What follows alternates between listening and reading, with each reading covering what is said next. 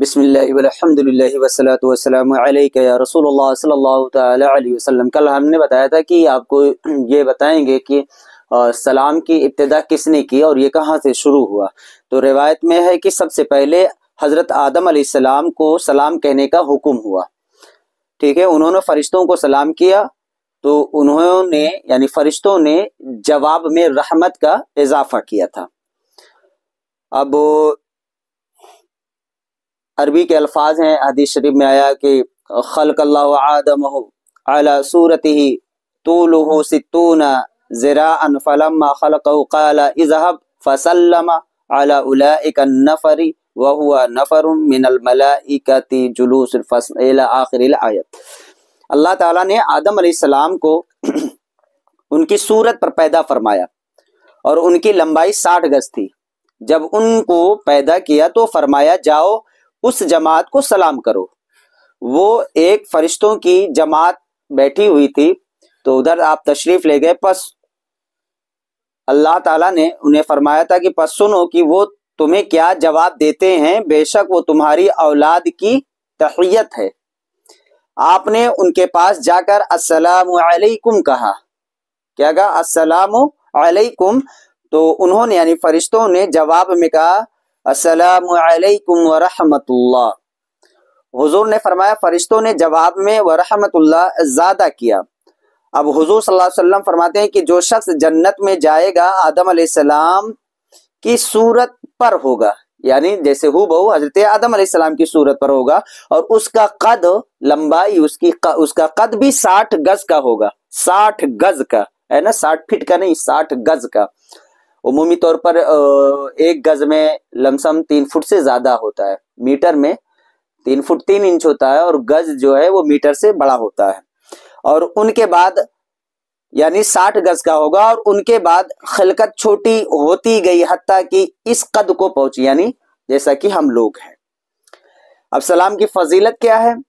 سلام کرنے کے بے شمار فضائل ہیں۔ سب سے پہلی فضیلت یہ ہے کہ سلام کرنے والے کو اللہ عز و جل نیکیوں کا اجر دیتا ہے، اور صرف السلام علیکم کہنے والے کو 10 نیکیاں، السلام علیکم ورحمۃ اللہ وبرکاتہ کہنے والے کو 30، اور اگر وہ مغفرتوں کا اضافہ کرے تو اسے 40 نیکیاں عطا ہوتی ہے، جو اتنی سی بات کہنے پر اس کے نامہ عمل میں لکھ دی جاتی ہے، ٹھیک ہے نا۔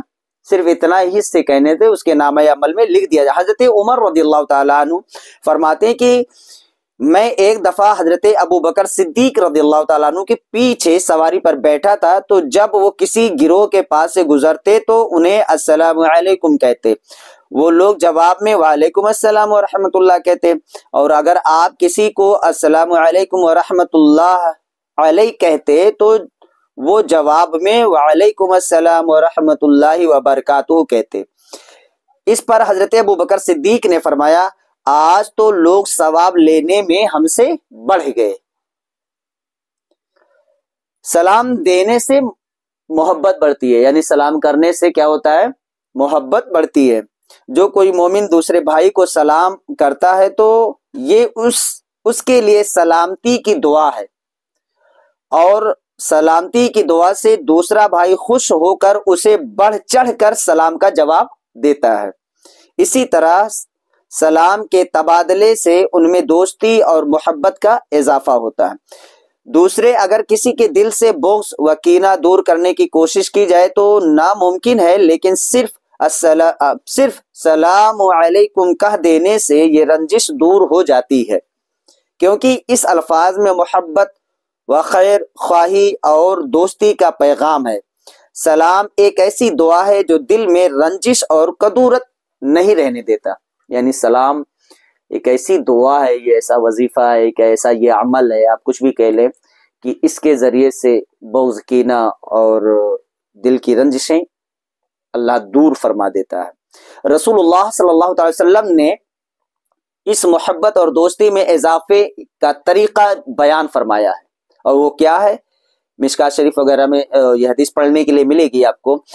تم جنت میں داخل نہ ہوگے یہاں تک کہ ایمان کامل لاؤ، اور مومن کامل نہ بنو گے یہاں تک کہ ایک دوسرے سے محبت رکھو، کیا میں تم کو ایسا عمل نہ بتا دوں جب وہ کرو گے تمہارے آپس میں دوستی ہوگی۔ آپس میں وہ کیا ہے؟ آپس میں سلام کیا کرو۔ سلام میں کہتے ہیں کہ سلامتی ہے، بھلائی ہے۔ سلام ایک ایسی سلامتی کی دعا ہے، جب ہم دوسرے کو السلام علیکم ورحمۃ اللہ کہتے ہیں تو ہم کہتے ہیں کہ اے بھائی تم پر سلامتی اور اللہ کی برکتیں ہو۔ کیسی اچھی دعا ہے! تو اس دعا سے اللہ عز و جل مومنوں کو سلامتی اور عافیت عطا فرماتا ہے۔ سبحان اللہ۔ رسول اللہ صلی اللہ علیہ وسلم نے فرمایا کہ سلام کو پھیلاؤ، اس میں تمہاری سلامتی ہے۔ سلام کو پھیلاؤ، اس میں تمہاری سلامتی ہے۔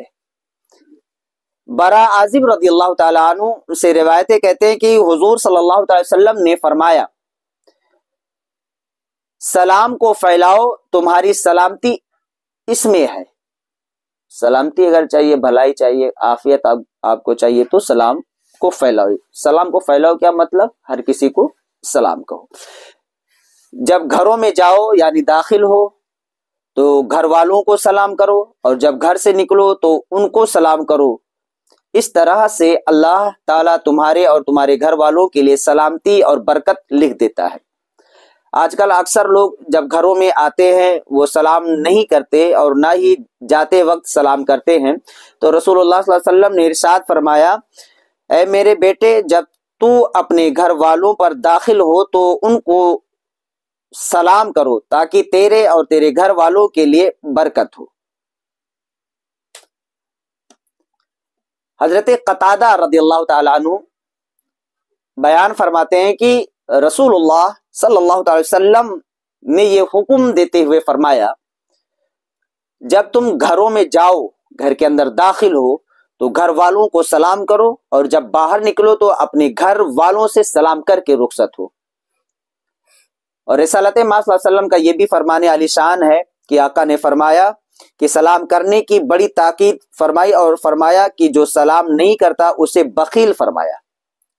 اللہ اکبر۔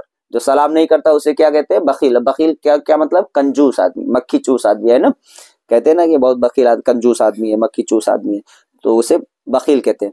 حضرت جابر رضی اللہ تعالیٰ عنہ سے روایتیں فرماتے ہیں کہ حضور صلی اللہ علیہ وسلم کی خدمت میں ایک شخص حاضر ہوا اور عرض کیا فلاں شخص کے میرے باغ میں پھل ہیں، ان کی وجہ سے مجھے تکلیف ہے۔ حضور صلی اللہ علیہ وسلم نے آدمی بھیج کر اسے بلوایا اور فرمایا اپنے پھلوں کو بیچ ڈالو۔ اس نے کہا میں نہیں بیچوں گا۔